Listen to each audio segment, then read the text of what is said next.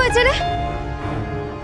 রাঙা রাঙা ওই যে বাহিরে আর ভাই একটা ক্যাফেতে বসে কথাবার্তা বলছিল, তারপর নাকি ওদের মধ্যে ঝামেলা হয়, ঝগড়াঝাটি হয়, ভাই সেখান থেকে সিনক্রেট করে বেরিয়ে গেছে।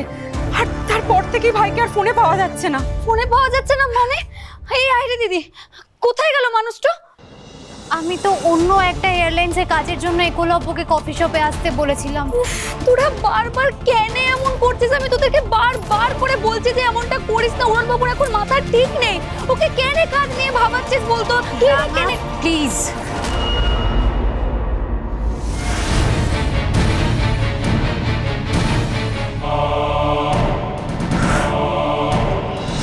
একলব্যর মন মেজাজ ভালো ছিল না, তাই আমি ওকে ডেকে পাঠিয়েছিলাম।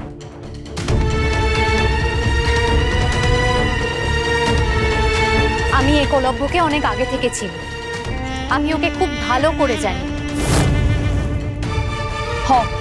মানলাম তুই উড়নবাবুকে খুব ভালো করে জানিস, কিন্তু সেই জন্যই আমি ওকে আসতে বলেছিলাম।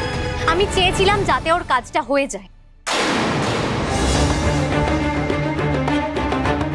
ভেবেছিলাম পরিচিত একজনের সঙ্গে ওকে দেখা করিয়ে দিই, তাতে ওর চাকরিটা হতে পারে। কিন্তু হঠাৎ করে একলব্য কেমন একটা রিয়্যাক্ট করে বেরিয়ে গেল। আর বিলিভ মি রাঙা, আমিও সঙ্গে সঙ্গে বেরিয়ে গেছি ওকে খোঁজার জন্য, অনেক খোঁজার চেষ্টা করেছি, কিন্তু আমি ওকে কোথাও পাইনি।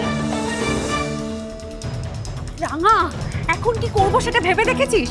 বাড়িতে কিন্তু কেউ নেই, মা নেই, বাবা নেই, কর্তা নেই, ভাইয়া নেই, এমনকি অঙ্কুরও নেই। কি করি বলতো দিদিভাই? এই দিদিভাই বলছি, সত্যজিৎ স্যারকে একটা ফোন করে দেখবো। হ্যাঁ তাই কর, তাই কর।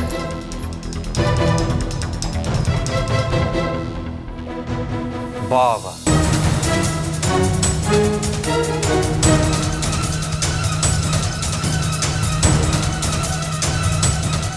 রাঙামতির পুলিশে এখন এত ক্ষমতা হয়ে গেছে যে আধ ঘন্টা আমাকে না পাওয়া গেলে সোজা পুলিশে ফোন করে দিচ্ছি।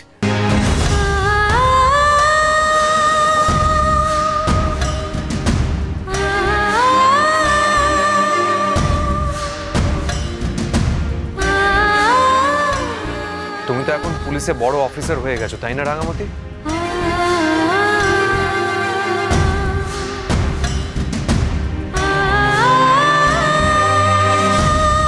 শোনো রাঙামতি, এই সত্যজিৎ বাবুকে কথায় কথায় ফোন করে এখানে ডেকে আনাটা বন্ধ কর।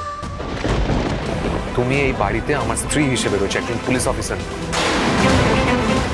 আর তুমি দেখতেই পাচ্ছ আমাদের বাড়িতে কি কি ঘটনা ঘটে গেছে, তুমি সবকিছু জানো। তা সত্ত্বেও তুমি সত্যজিৎ বাবুকে বারবার এখানে ফোন করে ডেকে আনো, চতুর্দিকে গিয়ে ক্রিমিনালদের শাস্তি দেওয়ার চেষ্টা করো, আর এই করতে গিয়ে কিন্তু আমাদের শত্রু বাড়ছে। এটা দয়া করে বন্ধ করো।